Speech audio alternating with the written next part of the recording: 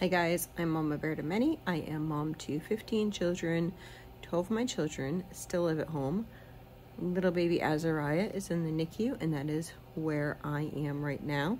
I currently have 9 children at the Airbnb, 3 children in Maine, and then myself and my husband are here. My husband will be going back to the Airbnb. It's been some crazy days. So currently where we are at is he got a central line put in the other day. And so the surgeon came in and did a central line in his room, and they came from Boston Children's and went over to Brigham and Women's, which is where we're at, and put a central line in. So let's see, I can't remember days, but like 2 days after the central line was put in, it has 2 ports on it. So there was 1 port for everything going in, and then another port like for drawing blood off of and putting something else in. So one of the drugs that he gets cannot run in the same line. It's not compatible with something else. He's getting a diuretic, and that cannot run with some other things that he has going on. So mainly what he's getting right now is just like, because he's not getting like full feeds from me, he just gets a little bit here and there because his stomach isn't really tolerating things too well. So he just gets like a syringe of my milk, but eventually he'll use it, so I just keep pumping. So they one of the ports the other night decided it was going to clog. So it has been a long couple days. So not last night, but the night before, right before like bedtime, it was probably like 9-ish. They noticed that some of the, I think they're called lipids, some of the lipids, which is like a fat, I believe. Yeah, I think it is. Anyway, a lot of his stuff is like nutrients, like designed specifically for what he requires. So I think it was a lipid that was, there we go, yawning again. It was a lipid that was specifically in there, and it was like leaking out. So they were trying to figure out what was going on, and then they found out that the one of the ports of the 2 actually was like clogged or blocked. So that night, not last night, the night before, that night we spent the night just craziness because they put something in the line trying to get the clot like broken up. And then so it was like, okay, put this in the line, and then you have to wait like an hour, and then we'll try and do whatever, and then we will and then that didn't work, so they said they're going to do it again, and they needed to like wait whatever time, and that didn't work. The following day they did the same thing, but let it sit for 2 hours, and then it didn't work. So they wanted us to, and then they evaluated for like a PICC line, and they've already tried to put a PICC line in a couple times, but they wanted to evaluate again for a PICC line, and then they did that. Didn't feel super comfortable doing that. So yeah, it's been some crazy days. What else? We've had some good and some bad. So then they thought that they were going to, as of yesterday, they were trying to talk to Boston Children's and see what that would look like for them to try to figure out whatever with the central line. And they said that they would need to transfer him over to the surgery room at Boston Children's. So we're like, oh goodness. So then we asked, they put a small line in his foot, so he has like 2 lines.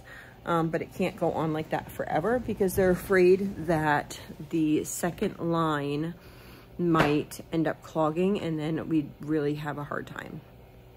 So that's why they put the other line in his foot. So they're afraid that, like, they're not sure like where the clot is. He's had a couple ultrasounds to try to find out where the clot is, and they think that it's actually in the line itself, but there's questioning if there's like crystallization around that, if it would potentially cause the other line to like just not work. So we're just trying to be like extra cautious to make sure that we have whatever to work. And so they did the, yeah, I can't even think. Let me think.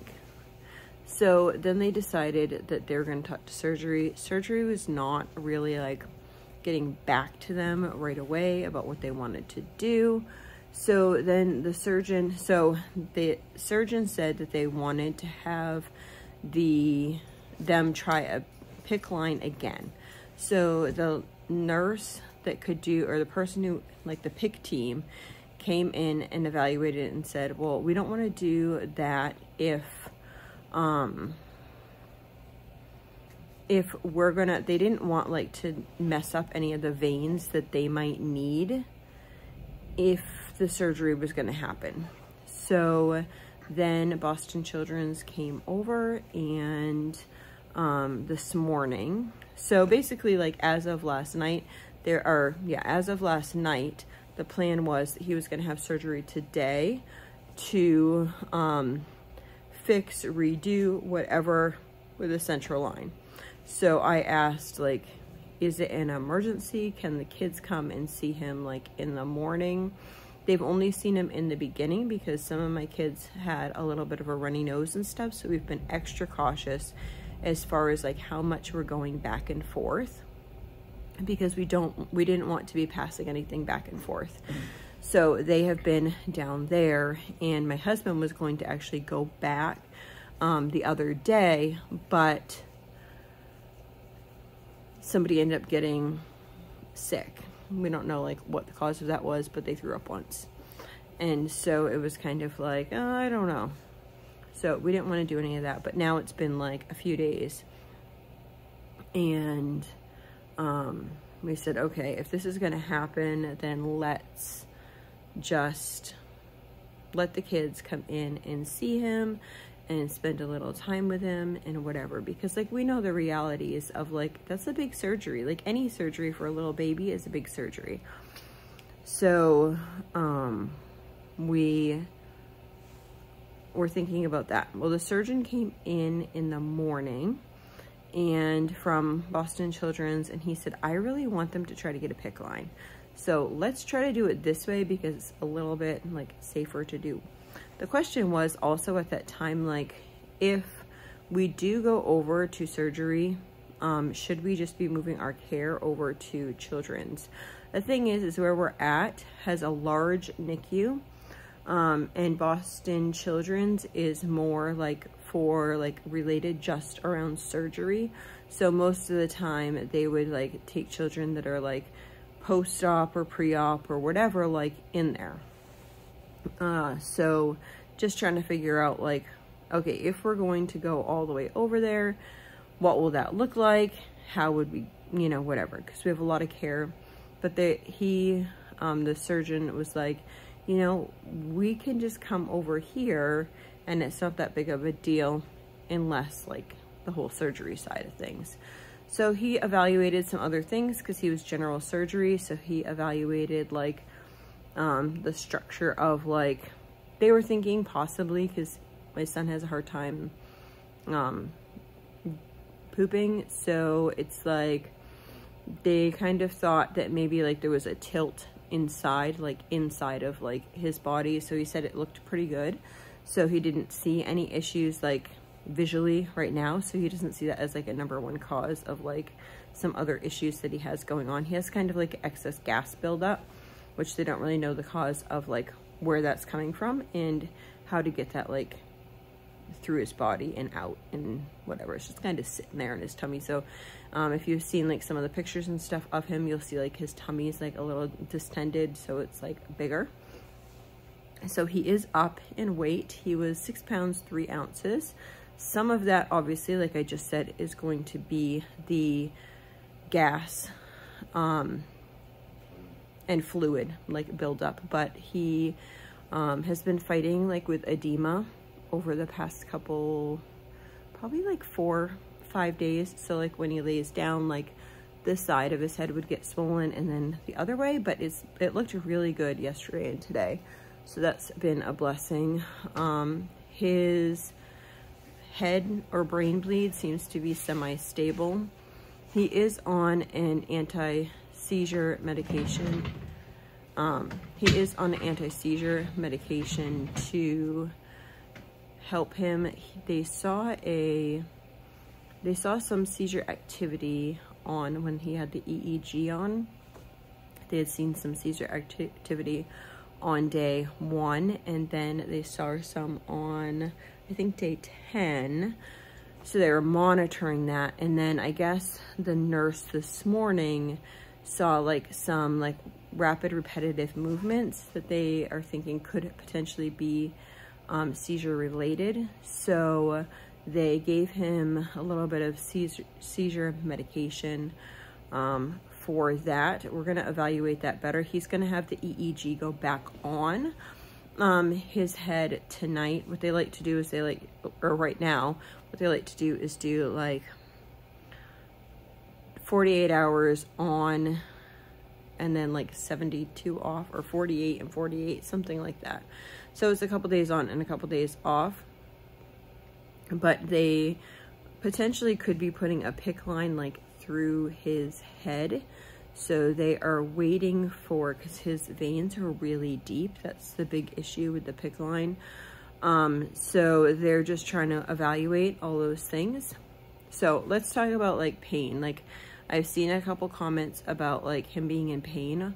Honestly, he's not on any morphine unless he's getting, or any like pain medicine, unless he's getting a procedure done. So like if, like when they're doing the PICC line right now, they're going to give him a little bit of something, but it's like a per diem type thing, like if he needs it. They're giving it to him before they'll give it to him like before the procedure, so that the procedure won't be painful and he won't like have rapid breaths and stuff in order to like do that. I didn't even say this. So the other day we thought that he was going to be going into surgery, and in order to go into surgery, okay, so I have to like go and come back. So I forgot where I was talking, and then I'm like, where was I talking? What was I talking about? So ventilation. So in order to transport him over to Boston Children's, he could not be on the jet, which is like it's a ventilation, but it's a settings. It's like settings that's like, you could hear it kind of on the thing. It like pulses and then gives like stronger breaths. Pulses and gives stronger breaths. So they were like, I think with his numbers, he actually is breathing room air most of the time, unless he's getting like cares or getting procedures done. Then they bump up a little bit of oxygen for him because he can breathe kind of fast, like when he gets like a little nervous. So they, overall, he's on room air and his settings are fairly low for the ventilation. So they wanted to try him on the regular vent. He was originally on the regular vent, and then they put him to the jet. So they put him back onto the regular vent, and he did great. So that's a bonus because he's on regular vent now. So if he needs to be transported, then he can be transported, which means today he also got an MRI, which they got an MRI. They have to get an MRI after they come off the cooling process, but they couldn't do that while he was on the jet. So even though like it's been long after that, they wanted to get a whole like MRI of his brain and brain activity and the brain bleed and all that type of stuff. So yeah, they got that. But it was really hard because he was having such a good day. And then he went over there, and then when he came back, his like temperature had dropped a lot, and he just looked like really off, the poor thing. Oh my goodness. Me and my husband just wanted to like pick him up and be like, here, let me shove you in my shirt and warm you up and make you feel better. And I think that's one of the hardest things, like being in the NICU, is like there's situations that happen that you just want to like pick him up, you know? And so like when he went from the jet over to the regular ventilation, now he can actually like cough things up. So like yesterday, because that just happened yesterday, like last night, evening, into today, every time he gets jostled around a little bit, then he kind of is like needs to be suctioned out, which is good because all that stuff is coming out. But at the same time, like as a parent, it's like, I want to like just suck it out myself, you know? If he was a regular newborn baby, then I'd be like grabbing my little like blue bulb thing and sucking him out, right? But this is totally different. So that can be kind of challenging as a parent, because you just want to help your baby. I'm trying to think. I'm trying to update you guys, and I can't really remember like where I left off. I think that's probably it. Oh, so where we are right now. We are sitting in a completely separate room. So for the past, oh goodness, since the night, so 2-3 nights ago, I guess, since that night, I think which was the night that I actually gave the last update. So since that night, we have, anytime they do anything like a PICC line, it's considered like sterile. So we can't be in the room during any like sterile type thing. We also cannot be in the room for any type of x-ray. So normally x-ray comes most days at 4 in the morning. That is when they do the area. So you have to be like up and out at like 3:30, 4, depending on like up to 5. Like usually it's between like 3:30 and 5 is when they kind of make their rounds like in the NICU area. So usually it's about 4 o'clock. So we would get up at 4. But then like with all his situations that have been going on, we are not going to bed most nights until honestly like 2. Because for instance, like the other night when they were doing the PICC line and stuff, like we couldn't be in there because it's a sterile procedure. So tonight they're working on trying to get a PICC line in again, which involves like ultrasound of all the veins and all that type of stuff. So we have this other room that I was in before by myself to try to get a good night's sleep. We're in that room, and then once they do whatever with the PICC line, they'll come and they'll update us, and then Boston Children's needs to go over there and put on his EEG, which is like the whole like brain kit, and we can't be in there for all of that either. So we're here. I'm hoping that we can catnap a little bit. It's kind of nerve-wracking because there's so much going on. But I think at this point, we're both like so tired. Like I never nap. You guys know me. I do not nap. I am not a napper. I just drink coffee and keep pushing on. And I just randomly am like, oh, look, I'm sleeping. And then and I don't even know that I actually plan to sleep. I just kind of like put my head against something and I fall asleep. And then I realize when there's doctors in there like talking, I'm like, oh, wait, I'm awake. And I just get up, and my husband's been the same. He's been sitting like in, there's like a reclining chair in there as well. So he'll like sit in the recliner, and then like, it's like, oh, look, we napped for 15 minutes. So that's kind of how we've been getting sleep, is just like in smaller intervals like that, and not really planning on, hey, I'm gonna take a nap right now. More like, I'm so exhausted, I can't keep my eyes open, and I need 15 minutes in order to like even be able to think that I can function. So that is about it. People who were asking about me pumping, yes, I'm pumping, and yes, I am putting whatever in the fridge here and then the freezer here, but he's not getting much of that right now anyway. We won't know. I know before I talked about the diaphragmatic eventration, we won't really know about that until we see like how his lungs do.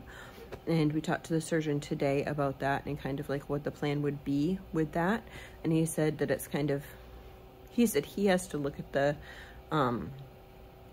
this surgeon personally wasn't coming over like for that specifically. But because it's like one side and not both sides, that if needed to, then that could be, they kind of like pull it tight, and it's better if like both sides aren't flappy, but like one side is flappy. So if surgery was needed, that like he has it where it's like one side's good and the other side's kind of like even traded. I don't know if that's the right word. Anyway. But we're not looking at that right now because we're just focusing on the lungs.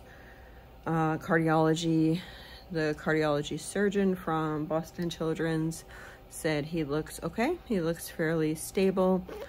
He will need eventually surgery, but as of right now, it's not like imminent. So I think the biggest things right now are the central line and figuring out what's going on like in his stomach in order to like, where's all the like gas bubbles coming from, like where's the extra fluid coming from. And that could just be time, and that's what they had mentioned too, like it could just be time because he had a lot of fluid volume. They're trying to balance that out at a different ratio right now. Some things are just going to be trial and error. Okay, we can try this isn't working, let's work on something else. But he is very comfortable. He is so awake. It's so sweet. I'll see if I can put like either some pictures or maybe like a small clip of a video or something at the end of this so you guys can see. He is so like interactive now. And like when I put the kids like on, we do video chat usually at least once a day. And when I put him on video chat, then like he like will move his hands, or he'll like, you'll see his eyes go back and forth to try to look for, the kids talking to him, which is so super sweet. He's like interactive, and then the kids are like, oh, he's waving at me. I mean, really, he's just doing like a sporadic movement like that, but because they're talking, he'll do that, and it's really like interactive. I feel like I did a little bit better this time yawning, but that's okay. I'm tired. I think that's probably it. It's so hard because it seems like you're talking about like so many different like complex issues, yet it's all like one person all under one thing. So the surgeon kind of went over everything today. He doesn't do cardiac, but he's a general surgeon. He kind of went over everything, and they're doing the PICC line, or hopefully, Lord willing, doing the PICC line right now. So I think we're probably going to pray over that and then try to sleep for a couple minutes, and then they'll come in if they get something done. So I hope you all have a blessed and wonderful day. Morning. So they didn't get the PICC line in last night. He actually really had a hard night. They had done an MRI. I don't even know how much I shared, but anyway, they did an MRI yesterday evening, and when he came back, he looked really like gray-ish, like he just didn't look good, but his temperature was really low when he came back. So he was struggling with bringing up his temperature and a bunch of stuff. So then they tried to do the PICC line last night, and it just really, it was a lot for him. It's a lot for a little baby to like have to go through like different procedures and stuff. I was a little concerned last night when they said they wanted to do the MRI, because I was thinking like, if you have to go and get a line, like do you want to stress him out like doing an MRI before you like go and need to get this other line? So that was a concern of mine, but he ended up getting the MRI. We had the surgeon or the people come in, and they said they're going to try and do the PICC line instead, but it was hard. It was like 3 hours, I think, that they were trying to get a PICC line. They did end up giving him some morphine last night during that procedure. Like, I know people were asking about like pain medicine and that type of stuff, because overall he's comfortable. But yeah, anyone who's gonna get serious type things, you're gonna want to be comfortable, so they made him comfortable. And yeah, so we were in the other room for most of the night. It was hard because like we didn't know exactly what was going on, but we couldn't be in the room because of protocol, because he has a central line and he also has like sterile lines. I think that's the name of them. Just different lines in there that we can't be there during those things. He has his EEGs back on his head. We talked to 2 doctors this morning. We talked to the surgeon that would rethread the central line, and he was kind of thinking what I was thinking, which is really nice. He had a really rough night. He looks like he needs a good rest, and to be able to recoup himself a little bit. So I would love to see him be able to rest for a while. So he agreed with that. Well, he didn't even agree with that. That was his thoughts exactly. And so a surgeon, the protocol at the hospital is that they have to have some sort of central line. And he basically said, okay, that can be protocol, but this baby has this, like, we're treating children and babies can have their own plan. And his plan is he needs to rest. And so he basically said, unless it was an emergency, that he didn't deem it necessary. They had the lines, whatever. They didn't deem it necessary to do his surgery today. So I'm thankful for that. We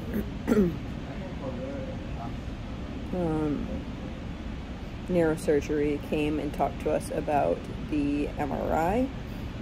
He does have bleeding in the brain. They talked about that a little bit. It seems to be stable from like when they first did that, so they're going to continue measuring his head and let's see, measuring his head and doing ultrasounds twice a week. That's the plan at this point. So that's where it is.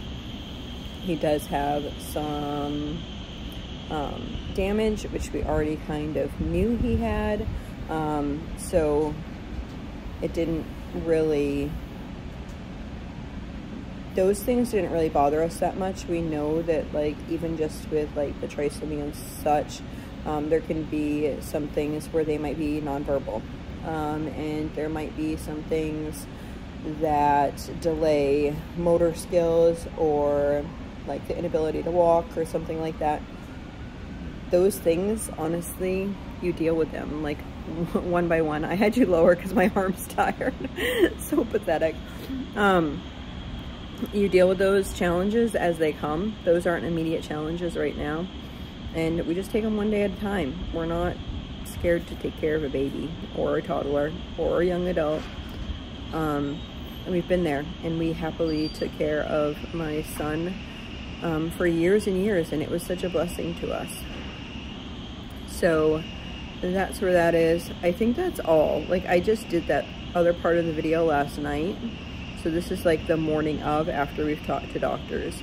They want us to have a meeting with them this afternoon, and I'm so like apprehensive. I hate doing these stupid meetings. I feel like every time there's like a meeting, it's just like so emotionally draining, because I'm having to say,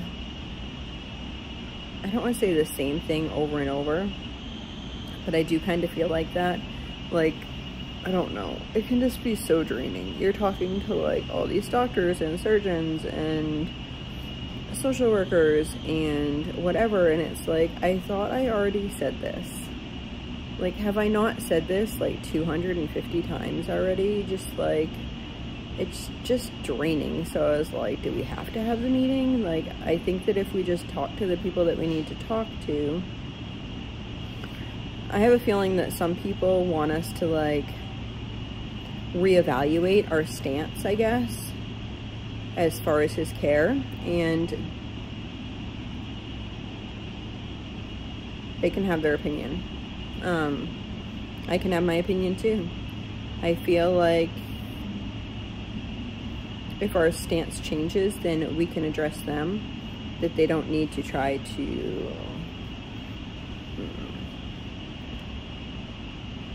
tell us that we should have a different stance. Does that make sense? I just want to spend time with my baby and make a decision on each thing as it comes. It can be overwhelming to look too far into the future. So this morning I was holding him. They let me hold him. And actually, they asked me if I wanted to hold him.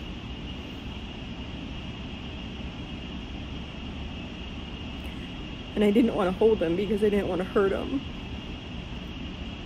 because he had such a rough night. And I expressed that, and they're like, no, like, that's what he needs right now, right? So I did. I held him, and it was good. He actually, his color looked so much better, like, after I held him. And when he was in my arms, they've noticed, like, when he's in my arms, he completely rests. Like, sometimes when he's, like, just in bed, like, even though he's resting, like, he tries to, like, keep his eye open, and he doesn't get, like, completely 100% relaxed. But when he's in my arms, like, he does relax 100%. So we had a good snuggle time, and it was good. And I told him all about his story, about how he got his name, and yeah, and that God's always with us, even through our hardest times. He's always there. Then we listened to a song. I don't want to say this wrong, but I think it's Casting Crowns. They have a song. It's called, I don't know the name of it. That's so bad. But the chorus to it is, it's your breath in our lungs, so we pour out our praise, we pour out our praise.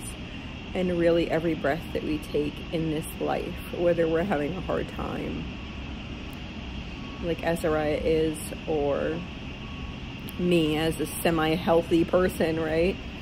Every breath that we take is granted by the Lord. And what should we be doing with that breath? And it made me think even deeper.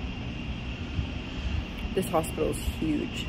We talk to tons of parents daily, and it's really neat because it's very, like, multicultural, but we all have the same thing. We all love our babies unconditionally, and we're here for them through every hard step. And, you know, somebody comes into I call it a break room, I don't even know, family lounge, I guess it is, and they're really upset, like, your heart goes out to them and you try to comfort them. You know, you are excited when somebody gets to go home with their baby. And I'm just thinking, like, as this song's playing and as I'm holding Azariah, that God has all these babies' breaths. He's allowing them to breathe, whether it's through, like, assistance, like a CPAP or a ventilation or whatever it might be, you know. This lady, I won't share names or anything, but this lady who was also here, we were talking to her last night, and they won't, like, in this hospital, they won't, they usually don't help a baby who is less than 22 weeks gestation. And her water broke at 21. I want to say that it broke at like 21 and 3 or something like that. I forget the exact numbers, but her water broke and she stayed at the hospital to try to make it to 22 weeks. And she went to go to the bathroom and she thought she had to go number 2, and her baby came out and she, like, thought, like, to put her hand down there, and then they called the nurse in and she caught her little 12-ounce baby in her hand at 22 1, and 6.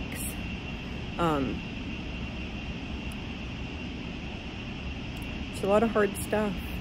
So that, you know, they have the baby here.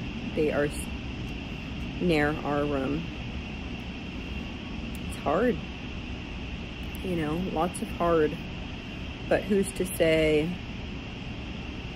they wanted her when they found out that she had her, when her water broke and she was 21 and 3 or whatever it is, they wanted her to have an abortion.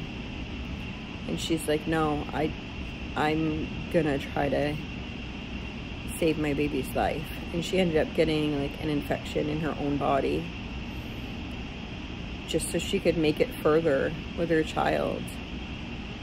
That's a mother's love, right? We just want to do the best that we can do for our children. And what my decision is and what somebody else's decision is can be totally different from what you think or what you feel, but we all have to do what God is calling us to do. And right now it's being here, trying to be strong for our baby, and making each individual decision as it comes. So anyway, I think I'm going to end the video here. I'm going to finish my coffee. There's actually this wonderful program. It's called Sips Club by Panera. Everyone probably already knows about it. We don't have a Panera by our house. There's a Panera in the hospital. But they have a free trial until January. I'm not advertising. I'm really not. I just think it's really cool.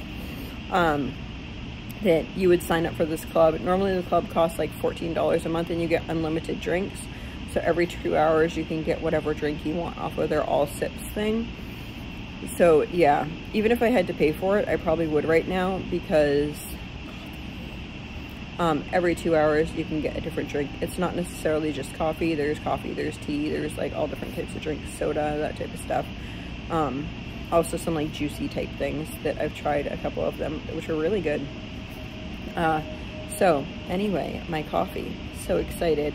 If you are near Panera, or you happen to be like, I know a couple people have like found me from this hospital NICU, check out the All Sips Club. It's a free trial until January, so you would, for 3 months it is, so you'd like do a free trial, so basically free drinks, yay.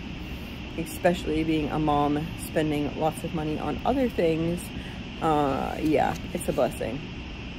So, and they also send like coupon codes and stuff for other things, which has actually been a blessing, because sometimes you can buy things for less price than what you'd buy like in the local cafeteria, because those are all expenses that comes out of like, that you're not expecting, right? I still have a grocery bill that's at home. I still have a grocery bill on the Cape. I still have, yeah.